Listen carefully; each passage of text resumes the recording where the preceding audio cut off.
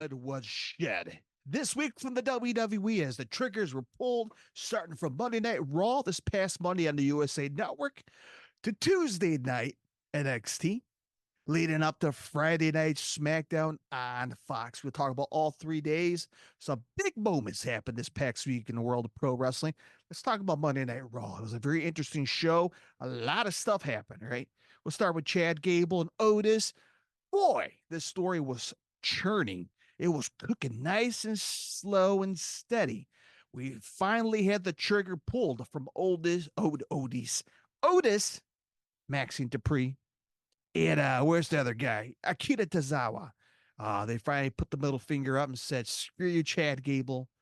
We finally are leaving. We're tired of your crap. We're out of here. We're packing our bags. And now Chad Gable is all by himself. Long time, right? We finally got to the point. Good top moment for Monday Night Raw. Second one. Number two. Can't spell. Can't count. That's okay. Number two. I'm talking about Drew McIntyre. Yeah, that was a very interesting one. Came out pissed off, right? After this past Saturday in Scotland. Yeah, CM Punk screwed over Drew McIntyre for the World Heavyweight Champion against Damian Priest. Got defeated because CM Punk screwed him over in his home country, right? Yeah, not good, right? So after Drew McIntyre getting screwed over for the second time, Drew McIntyre came out this past Monday night on Raw. And he's like, you know what? Screw this company. Screw the fans. Screw you, CM Punk. I quit. And it's that simple, right? And he walked away, right? You got Adam Pearce, the general manager from Raw. Triple H was in a gorilla position backstage trying to stop him. Come on, man. Just think about it. Don't leave. Drew McIntyre's like, screw you. We're out of here. And well, a lot of fans are wondering, this is the last time we're going to see Drew McIntyre? Stay tuned. We'll talk about that. So, great moment. The very ending of the show, it was a very interesting one. I got a lot of people talking. The Wyatt Six. Yeah, I'm talking about Uncle Howdy, right? Uncle Howdy, Eric Rowan. Who we got? Joe Gacy. We had was it Sarah Logan, or I could be wrong. Who else? And Dexter Loomis, right? Supposedly all these people are behind these characters of the Wyatt Six, the extension of the Wyatt family. Rest in peace, Bray Wyatt. And we had the debut after all the teasers, that's all the QR codes throughout television. They are here.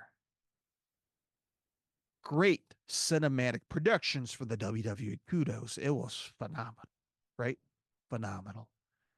When Drew McIntyre was leaving, it was nice and calm backstage, right? Triple H came around the corner. Everything looked normal.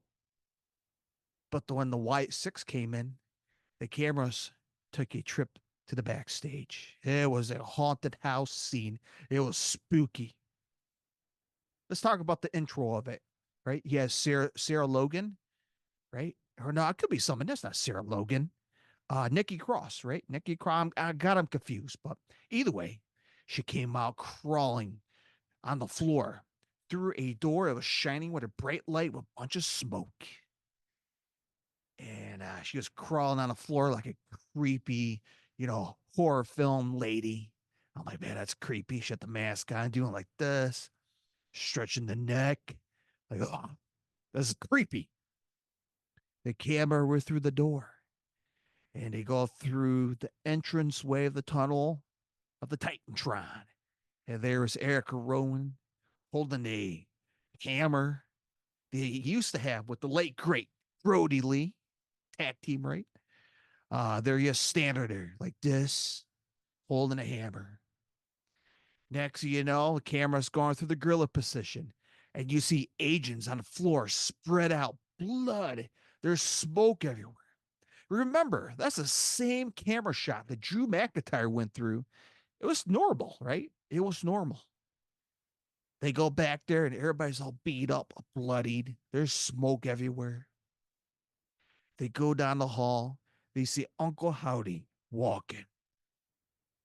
And he comes out, and the whole Wyatt family, the whole Wyatt Six came out. And Uncle Howdy had the lantern. And I don't know what he said. We are back, or what he said. Blew the lantern, go off the air. Phenomenal. WWE Productions. They finally pulled the trigger.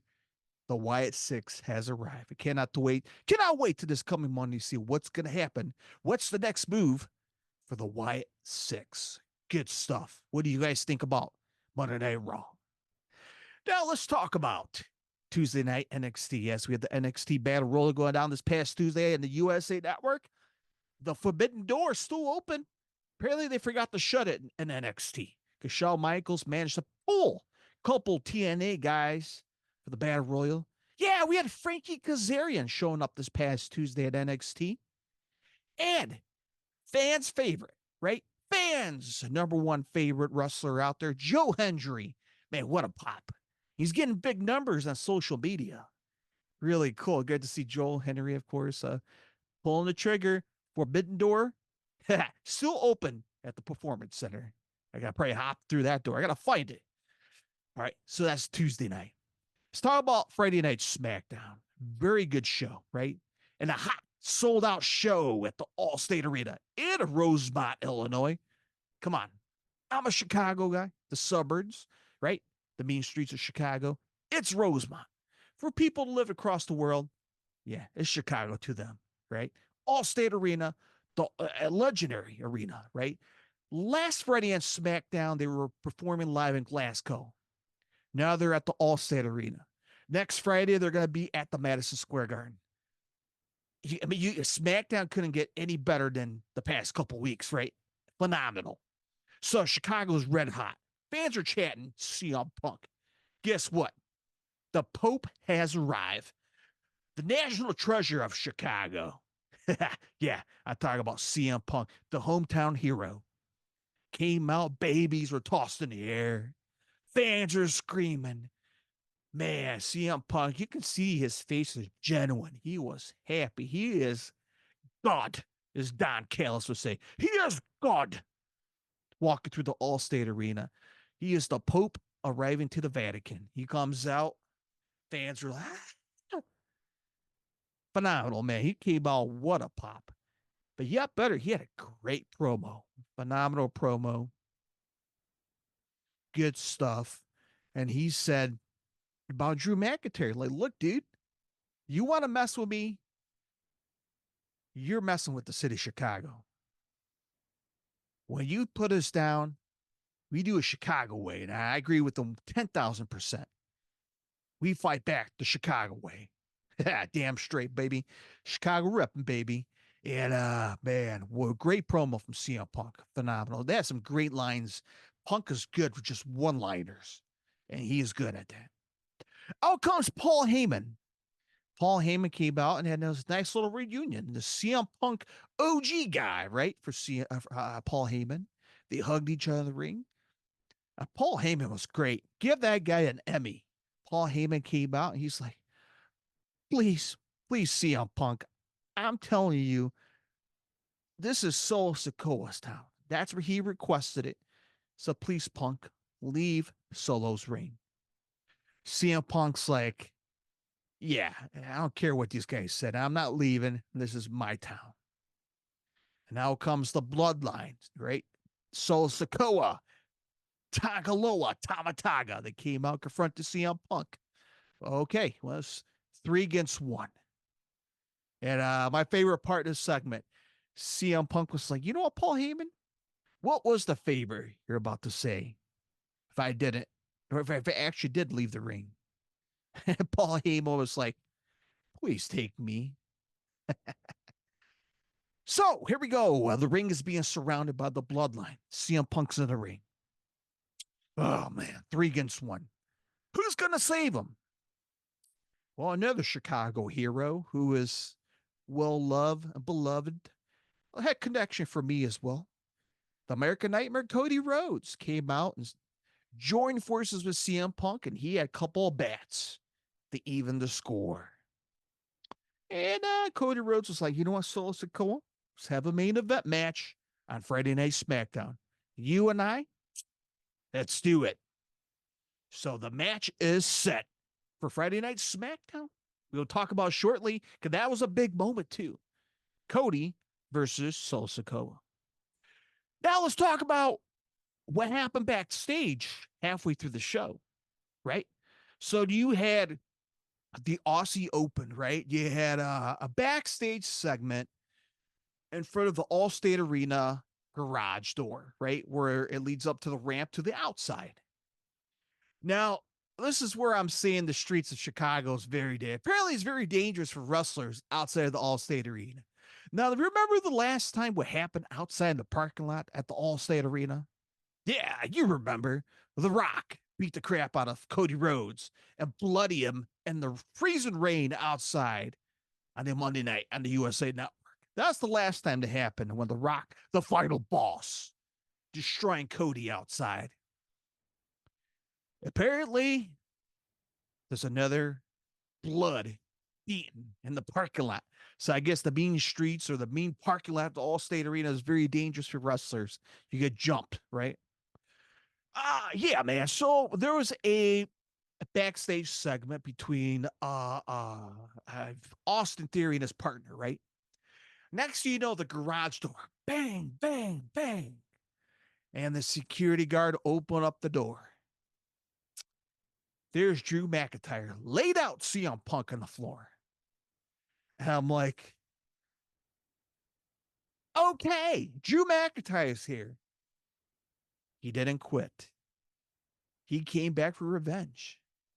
Remember, CM Punk flew out to Glasgow, Scotland to embarrass Drew McIntyre in his home country for the world title.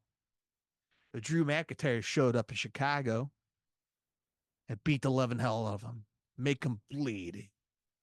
And he picked him up, fireman style, carried him through the arena, and laid him out in front of the Chicago's crowd. Revenge. I see a hot match of SummerSlam, Punk versus McIntyre. Take my money, baby. I'm down for that match. But man, what a great storyline I'm seeing here. CM Punk and Drew McIntyre. I love it. Let me know what you guys think right here on the video and podcast. Let's talk about what else we're going to talk about. The very ending of SmackDown. Yeah, it's very ending of SmackDown was controversial as well, man. Solo Sikoa versus Cody Rhodes, the American Nightmare. Great match until the Bloodline interfered and the match ended. And now it's chaos. Now we had Randy Orton. Now we had Kevin Owens come out for the save to help him out. And there was a spot in the match where they finally cornered Solo Sikoa, Cody, Randy, and Kevin Owens. All cornered Solo Sikoa. And he's begging them, like, please don't beat me up. Please. And then he fell on the ground and then he had his head down and then he looked up and he smiled. And I'm like, oh shit, something's gonna happen. He has a psychopathic smile. Something's gonna happen. Sure enough, out comes the Jacob Fatu. Holy shit, he is here. Jacob Fatu is here. The long awaited Jacob Fatu came out. What a beast. If you ever seen Jacob Fatu, look it on YouTube. MLW, Major League Wrestling, Jacob Fatu. Guy's a monster. He is a monster. He's a maniac. He is the powerhouse. He is the missing piece for the bloodline. And he is ready to conquer the world. And man, the way he's taking out these guys, his Samoan kicks, but yet better, he put Cody on the announcer table and did a frog splash from the ring post to the table to end the show. And they close out SmackDown. Solo Sikoa, Tama Tonga, Tonga Loa. Now, Jacob Fatu. Bloodline 2.0 got a little bit of stronger.